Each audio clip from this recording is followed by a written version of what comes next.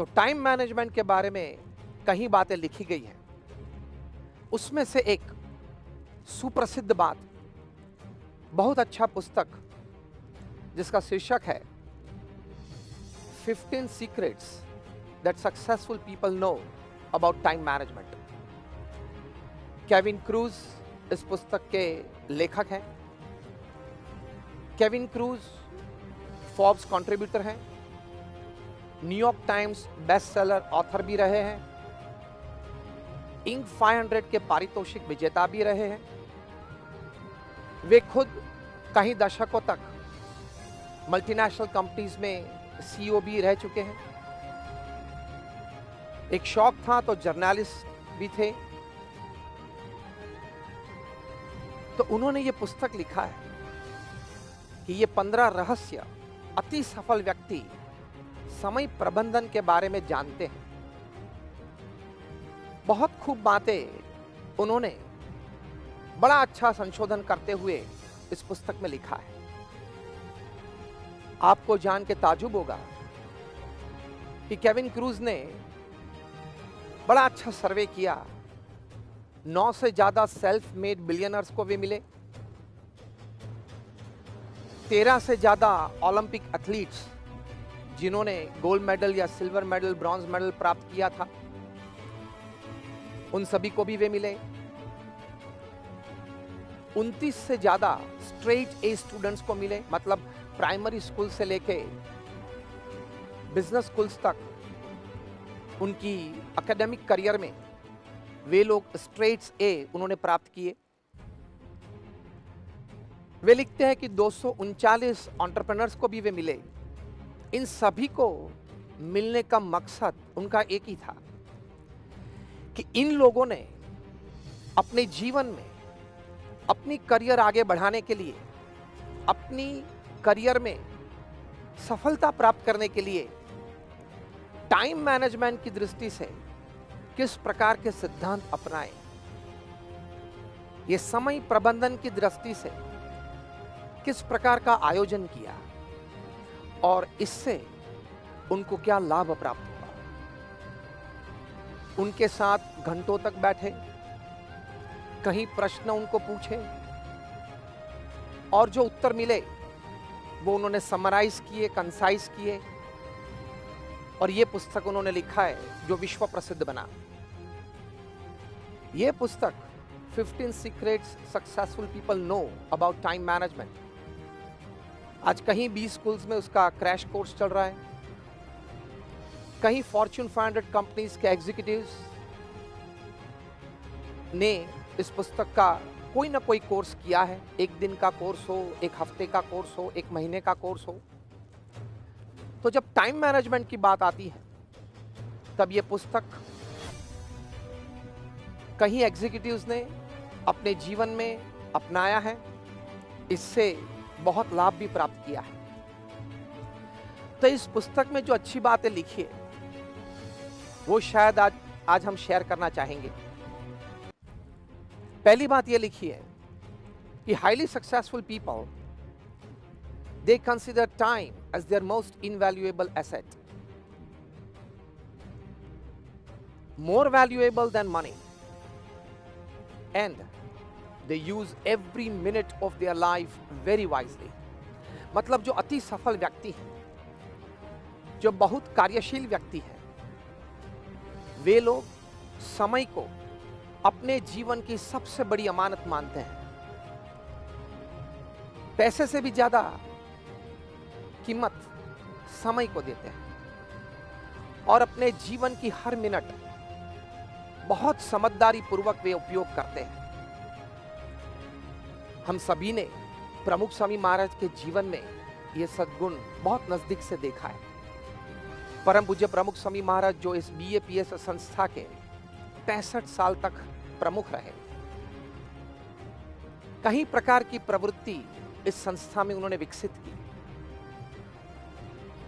आपको जान के शायद आश्चर्य होगा कि 160 से भी ज्यादा प्रकार की प्रवृत्ति सामाजिक क्षेत्र में, सांस्कृतिक क्षेत्र में, तबीबी क्षेत्र में, पर्यावरण क्षेत्र में प्रमुख स्वामी महाराज ने विकसित की और सैकड़ों संत और हजारों हरिभक्त को इस सेवा में जोड़ दिया। प्रमुख स्वामी महाराज अपने जीवन काल में दुनिया के 60 देशों में 18,000 गांव में गए, सत्संग यात्रा की, वहां घर घर घूमे, लोगों को आध्यात्मिकता प्रदान की, उनको निर्व्यसनी किया, उनके बच्चों को संस्कारित किया, वो परिवार में आध्यात्मिक आदतें प्रमुख स्वामी महाराज ने दृढ़ करवाई। तो यह सत्संग यात्रा प्रमुख स्वामी महाराज ने बहुत तेज रफ्तार से उनके जीवन में की। साथ साथ हमारे जैसे 1100 संतों को दीक्षा प्रदान की, 1100 से भी ज्यादा अक्षरधाम, मंदिर, संस्कार केंद्र बनाए। आप लोगों ने स्वामीनारायण अक्षरधाम नई दिल्ली में देखा होगा, स्वामीनारायण अक्षरधाम गांधीनगर गुजरात में भी शायद देखा होगा, और कहीं मंदिर और संस्कार धाम में भी शायद आप गए होंगे। तो इस प्रकार के अध्यात्म केंद्र 1100 से भी ज्यादा प्रमुख स्वामी महाराज ने बनाए और उसका सफल संचालन किया। 55,000 से ज्यादा स्वयंसेवक तैयार किए, भाई और बाई दोनों। 70 से ज्यादा हॉस्पिटल्स, हॉस्टल, स्कूल्स और कॉलेजेस बनाई और सफल संचालन निस्वार्थ भाव से एक चैरिटी बेस पे प्रमुख स्वामी महाराज ने किया। तो बहुत काम प्रमुख स्वामी महाराज ने निस्वार्थ भाव से समाज के लिए किया। बड़ी समाज सेवा प्रमुख स्वामी महाराज ने की। वे बहुत कार्यशील थे, उनका व्यक्तित्व भी बहुत आकर्षक रहा। लोग उनके लिए समय देते थे, उनके आयोजन में लोग अपनी सेवाएं देते थे।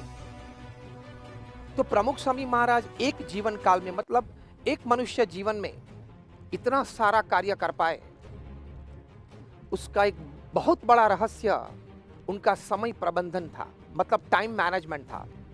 प्रमुख स्वामी महाराज एक बार मुंबई में थे, दांत में कोई तकलीफ आई और डॉक्टर दीक्षित का संपर्क किया गया, एक अपॉइंटमेंट मिली। कोई दिन सुबह चलना था अपॉइंटमेंट के जरिए से वहां डॉक्टर दीक्षित के क्लिनिक पे। सुबह का समय 10 साढ़े 10 का प्रमुख स्वामी महाराज का पत्र पठन और पत्र उत्तर का रहता था।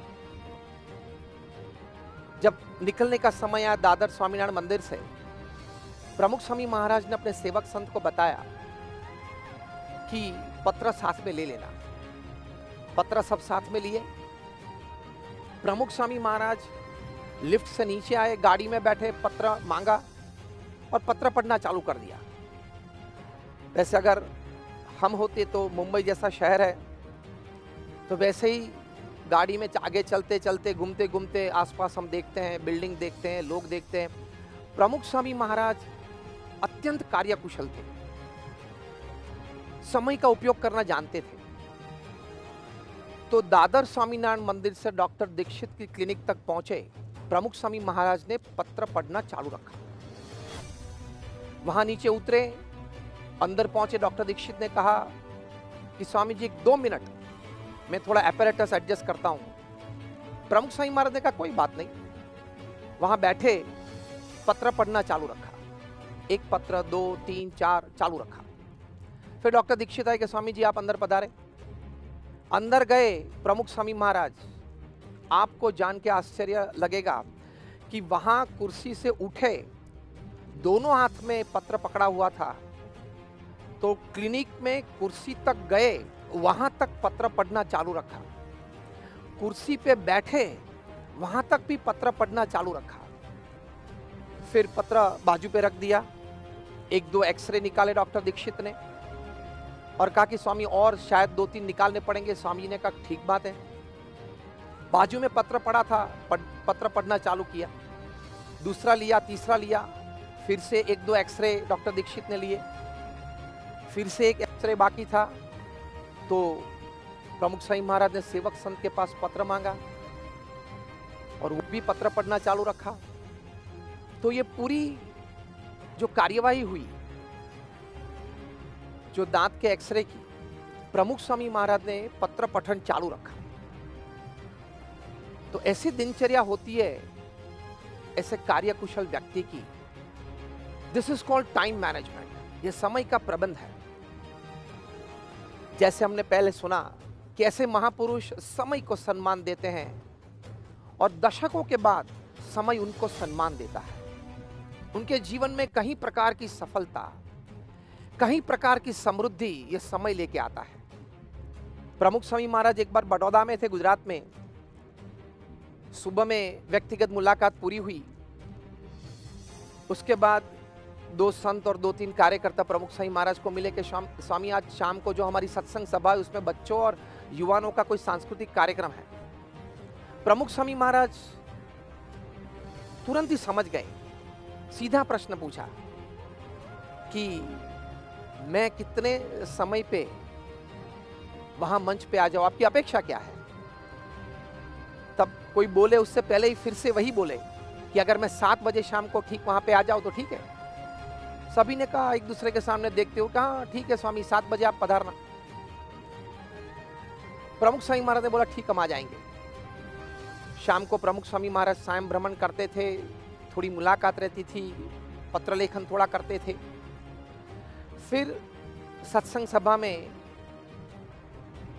आने के लिए भी अपने निवास स्थान से चले। अब बड़ौदा में यह व्यवस्था है, 2 कैंपस है, मंदिर और प्रमुख स्वामी महाराज का निवास स्थान एक कैंपस में, और सत्संग सभा जहां लगती है वो एक दूसरा कैंपस है, बीच में एक पब्लिक रोड है। प्रमुख स्वामी महाराज अपने निवास स्थान से निकले, रोड क्रॉस करते हुए उन्होंने गाड़ी में जो घड़ी थी वो उन्होंने देखी और 7 बजने में 2 मिनट बाकी थी। प्रमुख स्वामी महाराज ने गाड़ी चालक को कहा कि तेज से चलाओ, हमें वहां 7 बजे ठीक पहुंचना है। और प्रमुख स्वामी महाराज जब यहां मंच पे पहुंचे तब समय था 7 बजे का। तो इतना सम्मान समय को ये देते हैं।